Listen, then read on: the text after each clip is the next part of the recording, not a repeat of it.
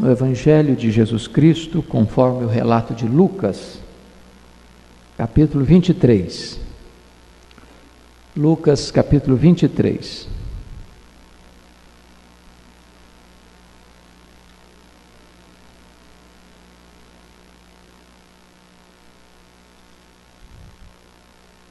Nós faremos a leitura dos versos 33 a 43. Lucas 23, 33 a 43.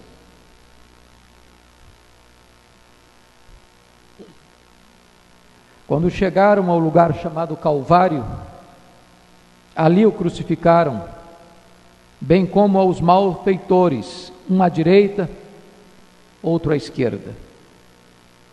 Contudo, Jesus dizia: Pai, perdoa-lhes, porque não sabem o que fazem. Então, repartindo as vestes dele, lançaram sortes. O povo estava ali e a tudo observava. Também as autoridades zombavam e diziam: salvou os outros, a si mesmo se salve, se é de fato o Cristo de Deus, o escolhido. Igualmente os soldados o escarneciam e, aproximando-se, trouxeram-lhe vinagre, dizendo: se tu és o rei dos judeus, salva-te a ti mesmo. Também sobre ele estava esta epígrafe, em letras gregas, romanas e hebraicas: este é o rei dos judeus. Um dos malfeitores crucificados blasfemava contra ele, dizendo: não és tu o Cristo? Salva-te a ti mesmo e a nós também.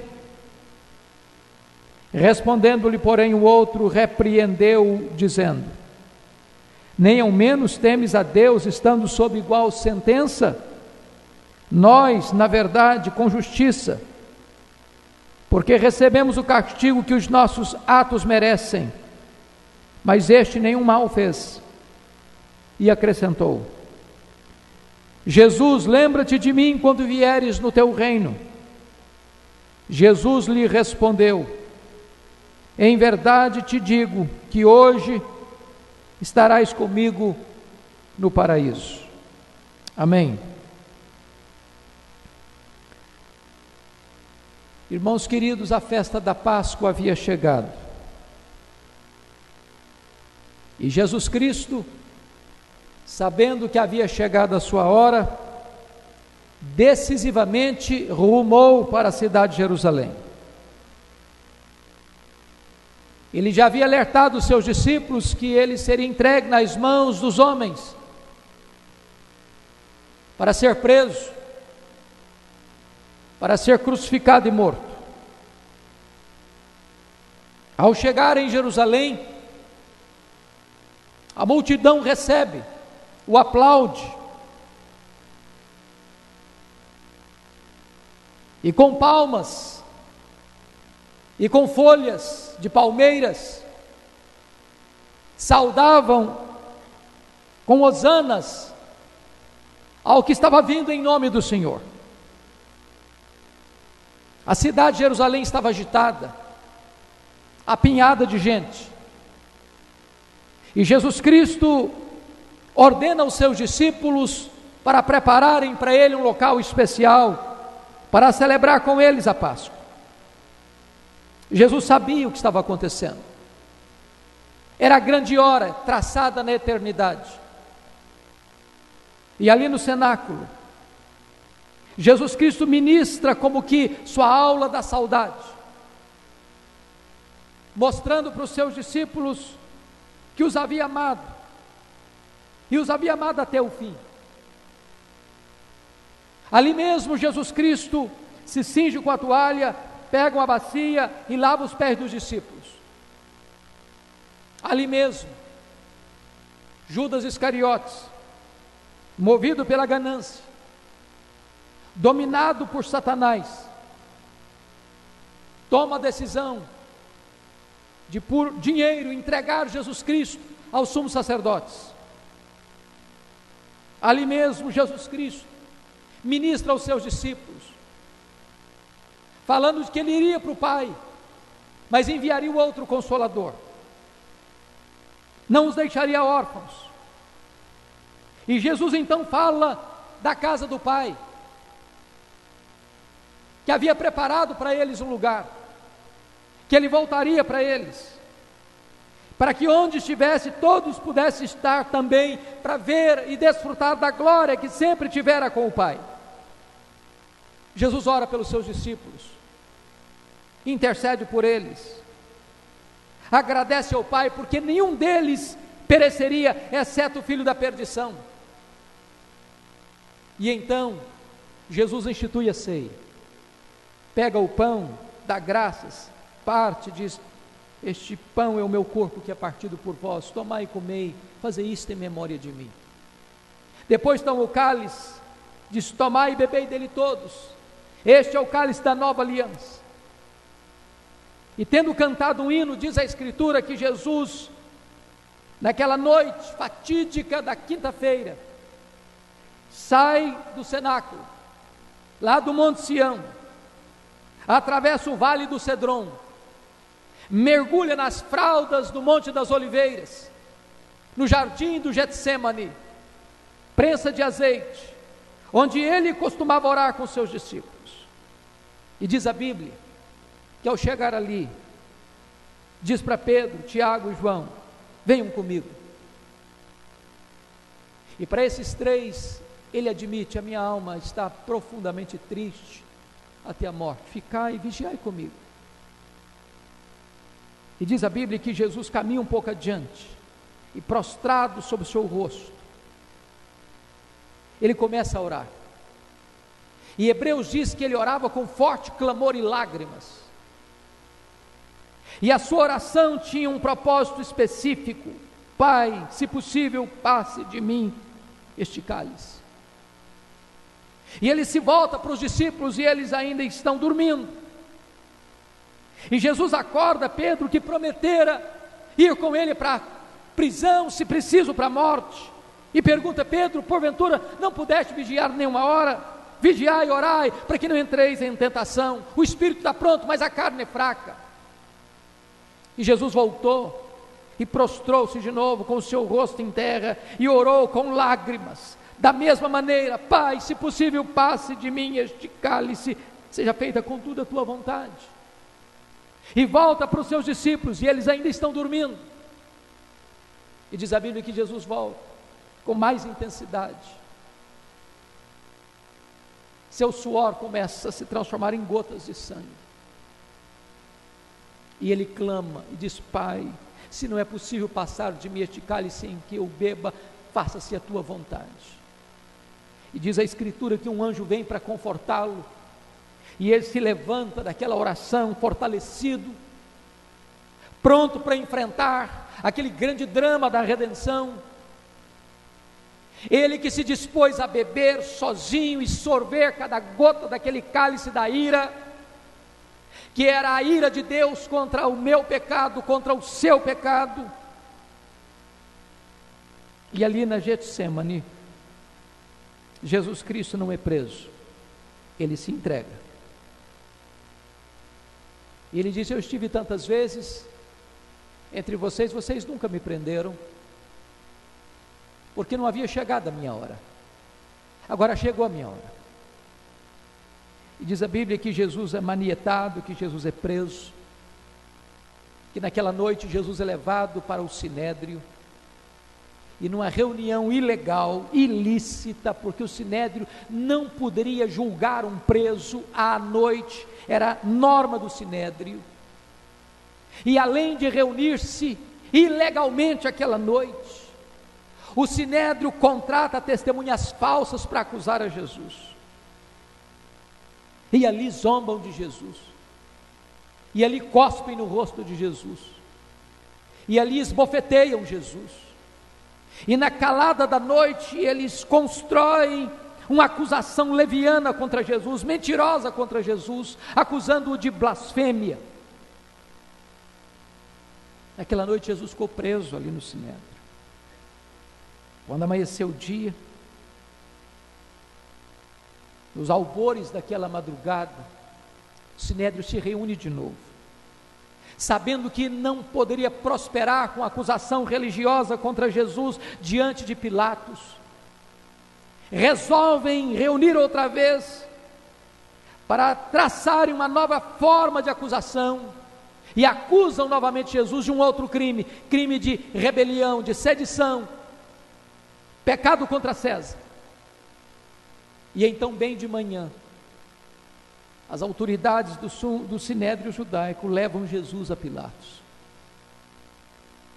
e fazem duas acusações contra Jesus, contra Deus e contra César: pecado de blasfêmia e pecado de rebelião. E diz a Bíblia que Pilatos percebe de imediato que a motivação dos sumos sacerdotes era inveja. E Pilatos percebe que Jesus não é culpado dos crimes de que é acusado. E ele tenta se livrar daquela situação, e descobrindo que Jesus era da jurisdição da Galiléia, e sabendo que Herodes, que era aquele que comandava a Galiléia, estava em Jerusalém, imediatamente remete Jesus para Herodes. E Herodes zomba de Jesus, espera um milagre de Jesus.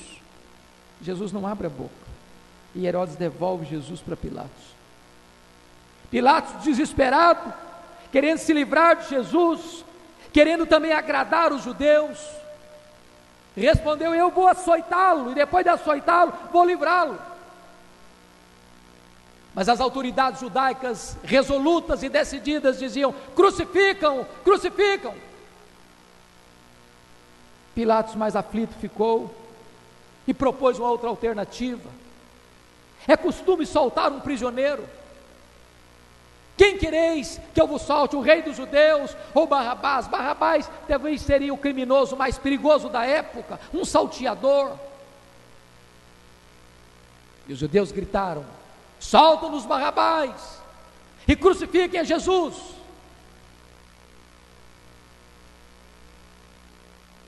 E diz a Bíblia que Pilatos então manda trazer uma bacia d'água e lava as mãos e diz: eu estou livre do sangue deste inocente.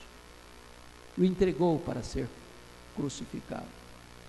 E Jesus caminha pelas ruas de Jerusalém, pelas vielas estreitas, sob os apupos de uma multidão ensandecida, sob o vozerio e gritaria de uma multidão sangue sedenta, debaixo dos açoites, do escárnio, já com seu corpo surrado e sangrando, não suportando as cãibras, o peso maldito daquele lenho. Arranja alguém, Simão Cirineu, para levar aquele lenho, até que chegam no topo do Calvário, do Gólgota, e ali crucificam Jesus. Do lado de Jesus crucificam dois salteadores, um à direita, outro à esquerda, malfeitores, ladrões. E agora, esculpido naquela natureza, estavam três retratos: a cruz do centro, a cruz da direita, a cruz da esquerda. E essas três cruzes no Calvário representam a verdade de que Jesus Cristo é aquele que divide os homens em apenas dois grupos: não ricos e pobres,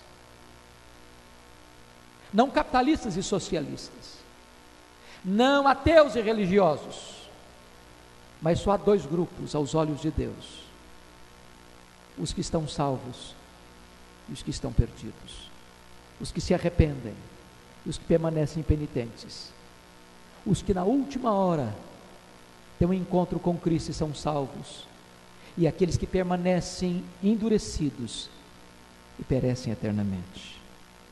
Eu queria que você olhasse agora comigo para essas três. A primeira delas, a cruz do centro, a cruz da salvação. Ali estava pregado naquela cruz o Criador do universo,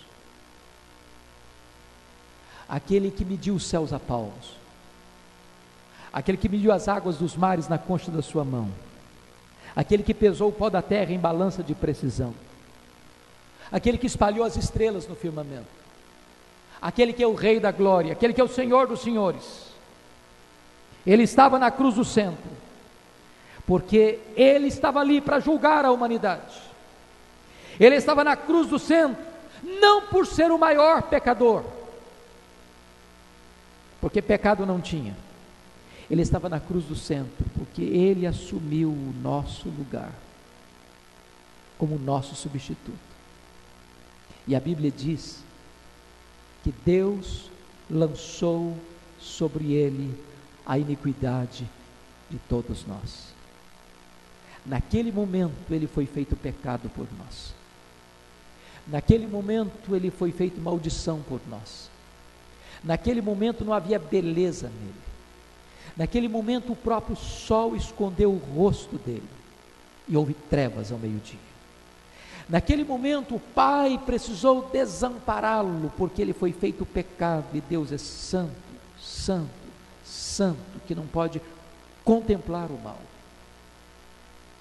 Diz a Bíblia que ele estava na cruz do centro, porque naquela cruz estava você e eu. E então Deus traspassou o seu filho e agradou ao Pai moê-lo, e ele foi feito pecado por nós, maldição por nós, e diz a Bíblia que ele carrega no seu corpo sobre o madeiro os nossos pecados. A cruz do centro revela para nós o amor insondável, indescritível, incomensurável de Deus. Porque Deus é capaz de amar eternamente, sacrificialmente, perseverantemente os objetos da sua ira. Nada descreve com tanta eloquência, com tanta beleza, com tanta profundidade o amor de Deus do que a cruz de Jesus Cristo. Jesus foi para a cruz, não porque Judas o traiu por ganância, não porque os judeus o entregaram por inveja, não porque Pilatos o sentenciou por covardia. Jesus foi para a cruz porque o Pai o entregou por amor. Ele não poupou o seu próprio filho, antes por todos nós o entregou.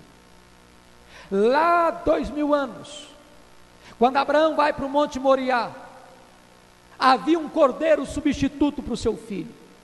2000 anos depois, o Filho de Deus sobe a montanha do Gólgota, mas não havia um cordeiro substituto para o Filho de Deus, porque o Filho de Deus era o Cordeiro de Deus que tira o pecado do mundo, e o Pai o entregou por amor a você, por amor a mim, porque Deus amou o mundo de tal maneira que deu o seu Filho unigênito.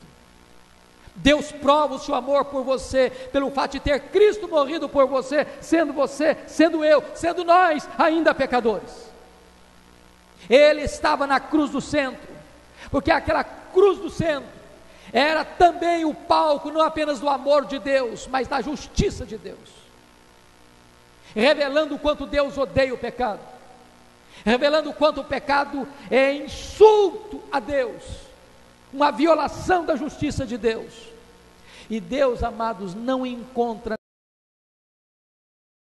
nenhum outro leve para tratar do nosso pecado, a não ser punir no seu próprio Filho o nosso pecado.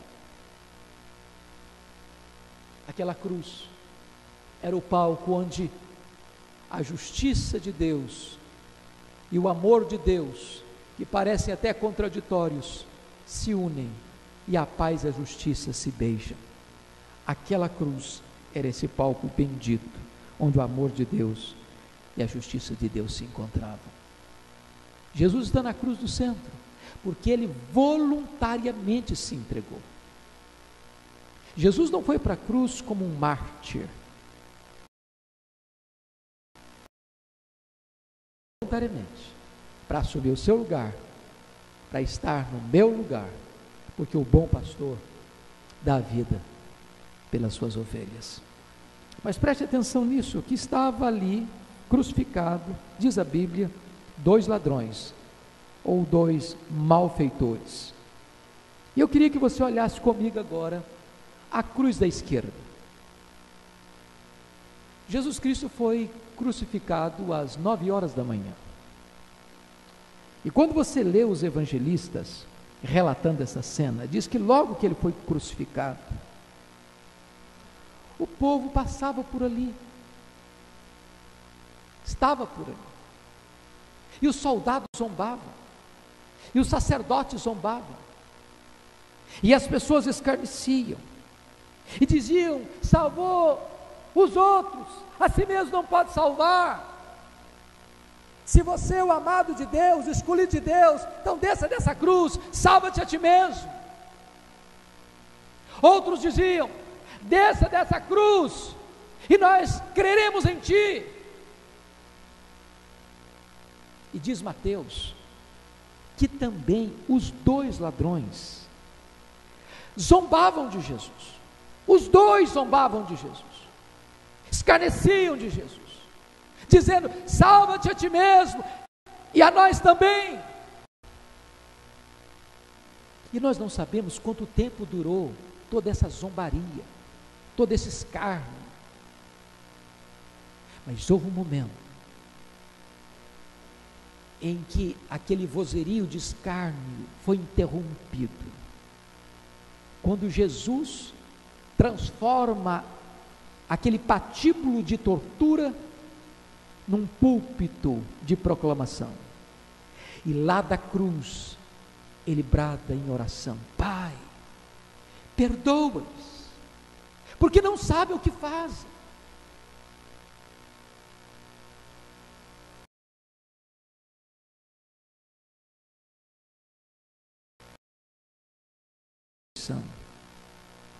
E apesar de ser um pecador condenado à morte, esse homem rejeita Jesus na hora da morte. O versículo 39 diz: um dos malfeitores crucificados blasfemava contra ele, dizendo: não és tu Cristo? Salva-te a ti mesmo e a nós também. Enquanto o outro, diante dessa palavra de Jesus, tem uma outra postura, se humilha, se quebranta, se arrepende, esse da esquerda mantém-se impenitente, apesar de estar na 10ª hora da sua vida. Não há nada mais perigoso do que manter-se endurecido, do que manter-se recalcitrante à graça, do que manter-se endurecido ao Evangelho, do que perder a última oportunidade da vida. A cruz da esquerda, em segundo lugar, revela que esse homem estava perto de Jesus, mas perdeu sua última oportunidade. Ele podia ver Jesus, ele podia escutar Jesus. Se ele não tivesse preso, ele poderia tocar em Jesus. Ele estava debaixo das mesmas circunstâncias, da mesma situação, da mesma condição daquele que estava do outro lado. E apesar de tão perto de Jesus e ao mesmo tempo tão perto da morte, ele se humilha, ele não se arrepende, ele não se curva, ele mantém-se rebelde e endurecido. Terceiro lugar, ele chega a orar, ele chega a clamar, mas a despeito disso ele está perdido, porque ele clama, mas sem quebrantar o coração. O verso 39, na verdade, é um apelo: não és tu Cristo? Salva-te a ti mesmo e a nós também. E preste atenção, que ele clama, mas não tem quebrantamento. Ele clama,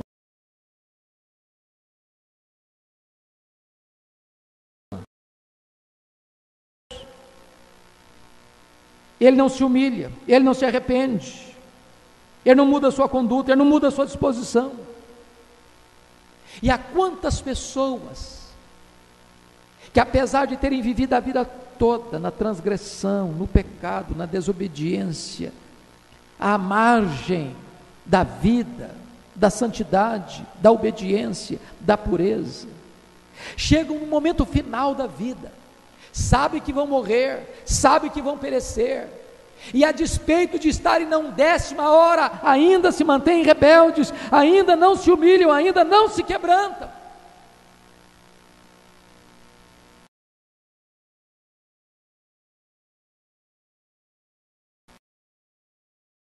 A ti mesmo e a nós também. Ele queria ser salvo, não da condenação eterna, ele queria ser salvo das consequências imediatas do seu erro. Ele queria não o perdão de seus pecados, ele queria o alívio da sua dor, e ele queria ser salvo de uma maneira humanista, que não passasse pelo sacrifício de Jesus, que não passasse pela cruz. Quantas pessoas hoje querem ser salvas do seu próprio jeito, da sua própria maneira, com a sua própria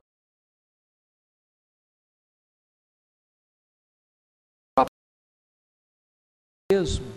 Ele não poderia salvar a nós. Se Jesus descesse daquela cruz, nós desceríamos ao inferno.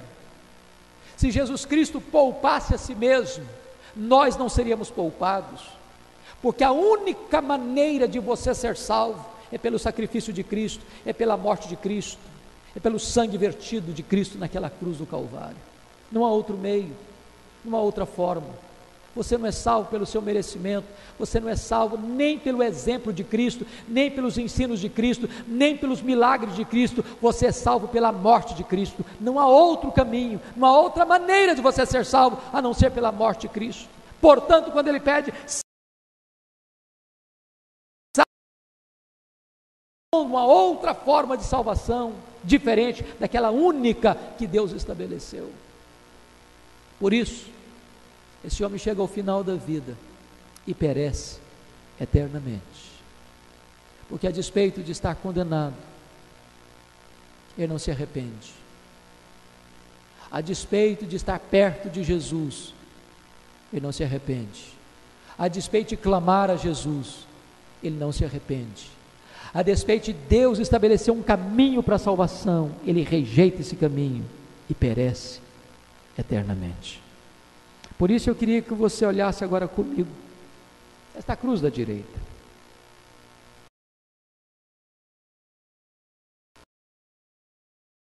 Mateus chama de ladrão, que Lucas chama de malfeitor, também vivera na ilicitude, também era um transgressor da lei, também era uma pessoa que perturbava a sociedade, alguém que não respeitava a propriedade alheia, que não respeitava a honra alheia, era alguém que vivia à margem da lei, e um dia esse homem foi apanhado, e foi julgado, e foi condenado. Eu imagino a cena, que no mesmo dia que Jesus estava lá no pretório romano, conhecendo ele, todas as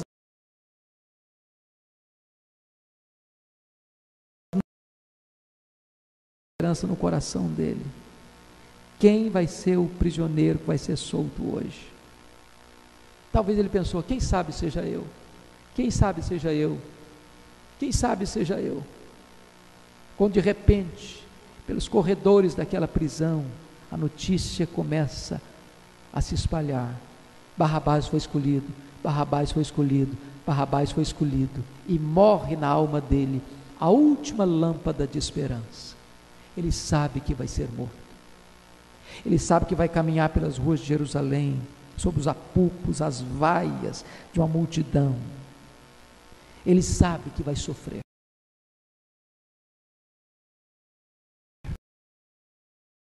e ele é crucificado ao lado direito de Jesus, o coração dele está duro, e ele blasfema de Jesus, e ele insulta Jesus, e ele escarnece de Jesus, quando de repente, Jesus abre a boca e diz, Pai, perdoa-lhes, porque não sabem o que fazem, e essa palavra penetra no coração dele como uma espada, e ele começa a perceber uma coisa, ele não está diante de um criminoso, ele está diante daquele que é santo, daquele que é inocente, daquele que é rei, daquele que é o Salvador. e algo dentro dele mudou. Ele reconheceu o seu erro,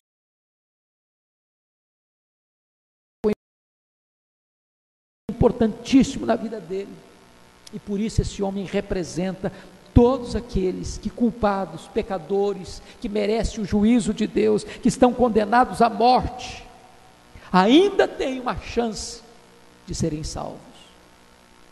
E eu quero chamar a sua atenção para algumas coisas que aconteceu. Primeiro, esse homem revela temor a Deus. Olha o versículo 40, respondendo-lhe, porém, o outro repreendeu, dizendo: nem ao menos temes a Deus, estando sob igual sentença.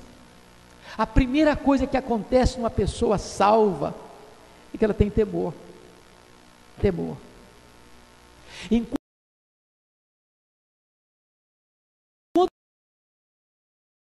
Enquanto você não achar que o pecado, que você achar que o pecado é coisa simples, que não tem problema, você não pode ser salvo. O temor é aquilo que leva você a dizer o seguinte: eu mereço ser condenado, eu mereço o inferno, eu mereço a ira de Deus, eu mereço o juízo de Deus, não há esperança para mim em mim mesmo, eu não posso salvar-me a mim mesmo, eu não posso libertar-me a mim mesmo, eu não posso livrar-me dos meus próprios pecados, eu não posso justificar a mim mesmo, eu estou condenado, eu estou condenado, eu estou condenado, não há chance para mim, não há esperança para mim, eu mereço o meu castigo, eu sou pecador.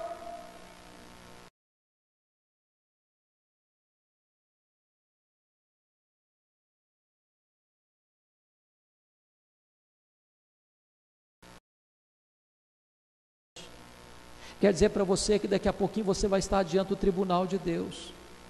Eu quero dizer para você que você estará diante do reto juiz que vai julgar vivos e mortos.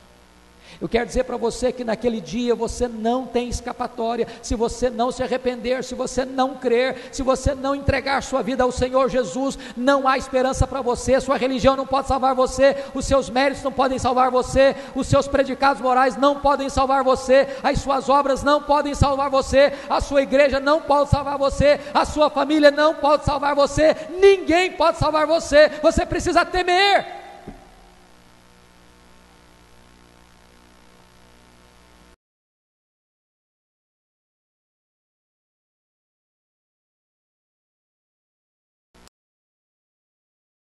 Porque recebemos o castigo que os nossos atos merecem. Ele sabe que ele é pecador, e ele entende que o julgamento é justo, porque ele está sofrendo o que ele plantou, ele está colhendo o que ele semeou. Enquanto você achar que os seus pecados são inocentes, que você é uma pessoa boa, que você é uma pessoa merecedora, que você é alguém que fez por onde merecer o favor de Deus, que você merece para o céu, e Deus vai fazer até um favor levando você para o céu, não há esperança para você. Os que são salvos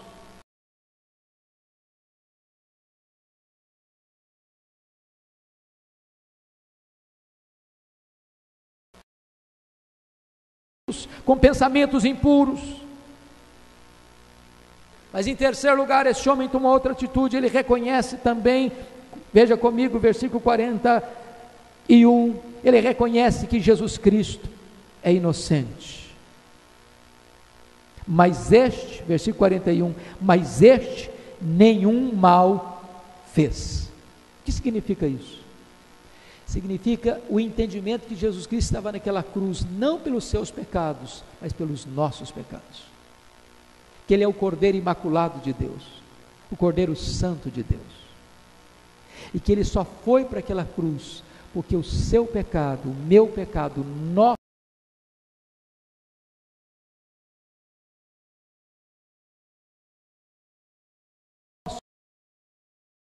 pecado, Ele não poderia morrer por nós.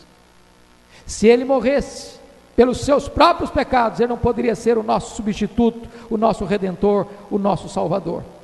Mais do que isso, esse homem reconhece que Jesus é o Rei da Glória. No verso 42, ele chama Jesus de Rei. Lembra-te de mim quando vieres o teu reino. E quem tem reino é porque é Rei. Ele reconhece que Jesus não é um homem comum, que Jesus não é um criminoso, que Jesus, além de inocente, Ele é o Rei da Glória. que o seu reino não era deste mundo, porque ele fala de um reino por vir.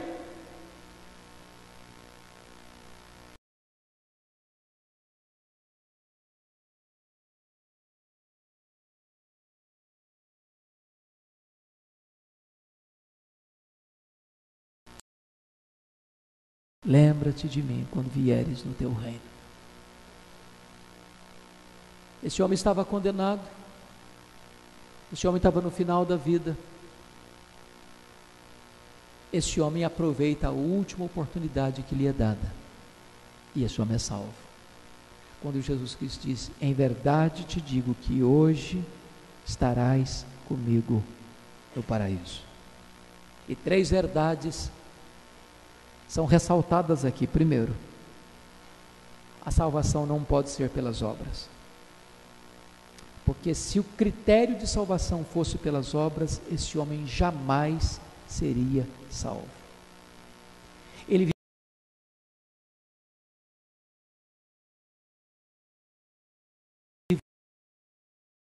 viu o castigo que estava sofrendo. A justiça dos homens o condenou à morte.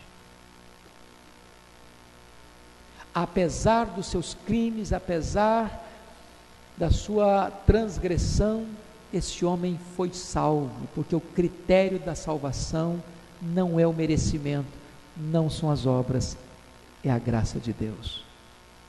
Não importa nesta noite quem é você, não importa como você viveu até hoje, não importa o que você tenha feito até hoje, agora mesmo, se você reconhecer que é um pecador, se você reconhecer que Jesus Cristo é inocente e foi para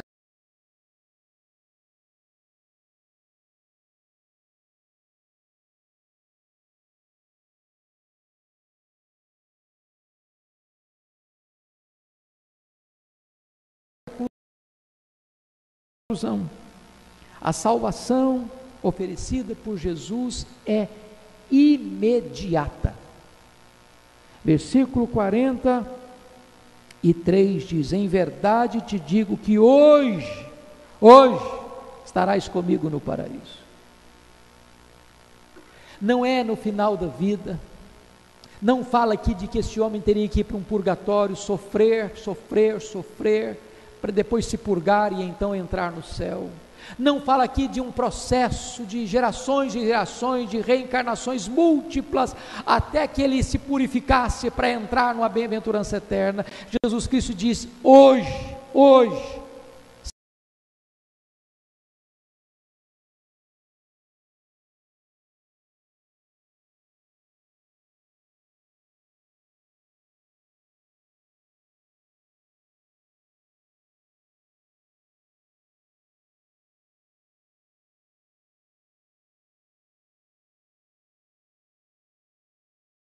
está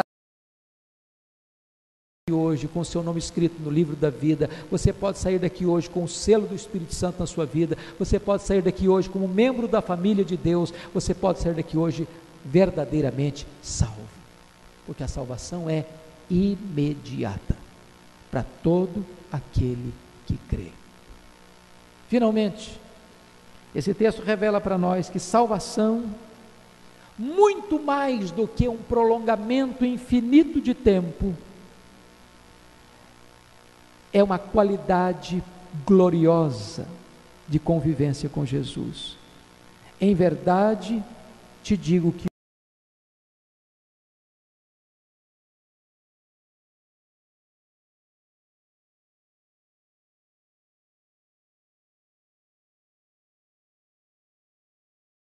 hoje é desfrutar de Cristo, é viver Cristo, é reinar com Cristo, é estar com Ele por toda a eternidade. Hoje, Jesus oferece a você esta salvação. E a pergunta é: nós estamos diante de 2 alternativas, de 2 destinos, de 2 eternidades, de 2 escolhas: a escolha da vida e a escolha da morte, a escolha da salvação e a escolha da condenação.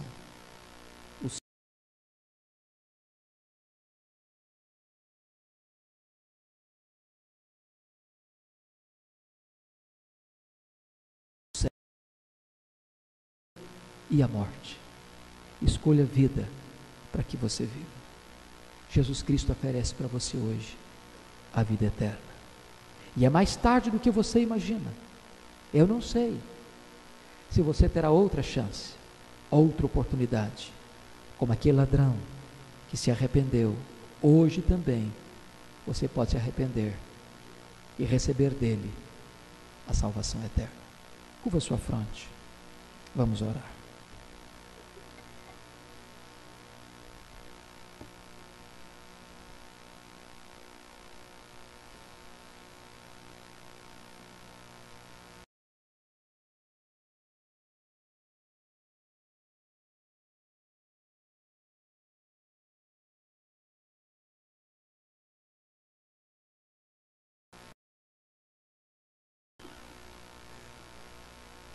Talvez você não tenha o mesmo grau de intensidade daquele homem que era um ladrão, que era um malfeitor. Talvez você se julgue um bom cidadão, um bom pai, uma boa mãe, um bom marido, uma boa esposa, um bom filho, uma boa filha, um bom trabalhador, um bom patrão, um bom empregado, até um bom cristão. Mas você não pode salvar a você mesmo. Esses quesitos todos, esses critérios todos são insuficientes. A igreja não pode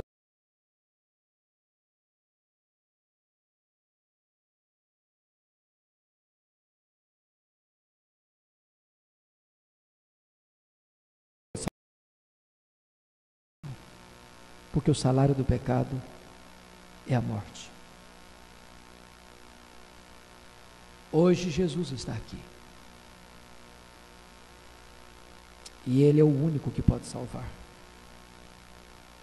E Ele está propondo a você hoje a vida eterna. Se você reconhecer o seu pecado, se você reconhecer que Jesus é inocente, que Ele foi para aquela cruz, não pelos seus próprios pecados, mas pelos nossos pecados. Se você reconhecer que Jesus Cristo é o Rei e que Ele virá, e Ele vai julgar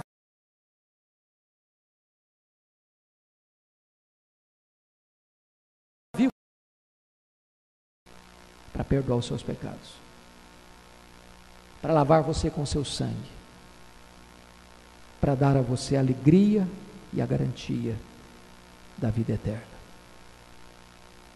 Ó Deus, nós oramos para que haja salvação nesta casa.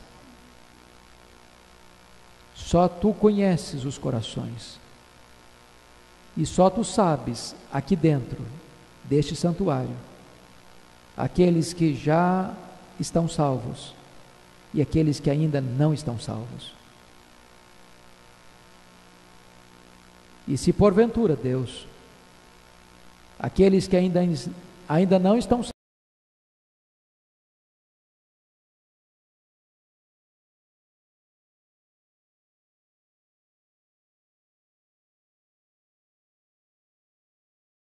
salvos, haverá salvação nesta casa.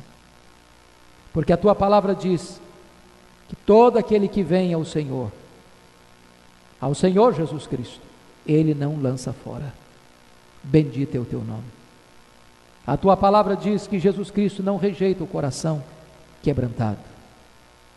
Então, Deus, gera fé nesse coração e produz o arrependimento para a vida. E não permita que ninguém aqui postergue, adie, protele a mais importante decisão da vida. Que tenhamos pressa para corrermos para os braços de Jesus, enquanto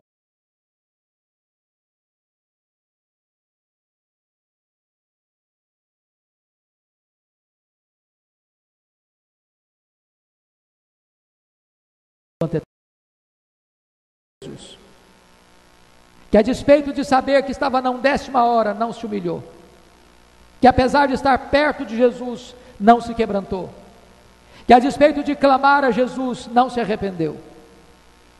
Mas, meu Deus, dá-nos a outra atitude, de prece, de arrependimento, de reconhecimento de quem é Jesus e a disposição de clamar a Ele enquanto é tempo. Que seja assim para a glória do Teu nome, em nome de Jesus. Amém.